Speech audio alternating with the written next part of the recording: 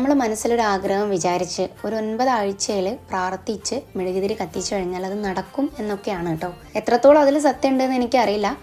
പക്ഷെ എന്തായാലും ഞാനിവിടെ വന്നാൽ എനിക്ക് മൈൻഡ് ഭയങ്കര റീഫ്രഷ് ആവാറുണ്ട് കേട്ടോ. ഞാനൊന്ന് റിലാക്സ് ആവാറുണ്ട്. അപ്പോൾ അതുകൊണ്ട് തന്നെ ഞാൻ ഭയങ്കര മൈൻഡൊക്കെ സ്ട്രെസ്സായിട്ട് ഇരിക്കുന്ന സമയത്ത് ജസ്റ്റ് അമ്പലത്തിലോ അല്ലെങ്കിൽ ജസ്റ്റ് പള്ളിയിലൊക്കെ ഒന്ന് പോവാറുണ്ട്. ജസ്റ്റ് അല്ലെങ്കിൽ ഒരു മെഡിറ്റേഷനോ അങ്ങനെ എന്തെങ്കിലുമൊക്കെ ചെയ്യാറുണ്ട് കേട്ടോ. എനിക്കത് ഭയങ്കര ബെനിഫിറ്റായിട്ട് ഫീൽ ചെയ്തിട്ടുണ്ട്. ഓരോ ആളുകൾക്ക് ഓരോ പോലെ ആയിരിക്കും. ശരിക്കും ദിവസത്തിൽ ഒരു 5 മിനിറ്റെങ്കിലും നമ്മൾ നമുക്ക് വേണ്ടി മാറ്റി വെക്കണം എന്നാണ് എൻ്റെ ഒരു അഭിപ്രായം കേട്ടോ. അതൊരു പ്രെയർ ആയിക്കോട്ടെ അല്ലെങ്കിൽ ഒരു മെഡിറ്റേഷൻ ആയിക്കോട്ടെ. ഇനി അതുമല്ല, നമ്മൾ കണ്ണാടി നോക്കി നമ്മളുടെ ആത്മാവിനോടൊന്ന് സംസാരിച്ചാൽ മതി. ശരിക്കും ഭ്രാന്താണെന്നൊന്നും വിചാരിക്കേണ്ട കേട്ടോ.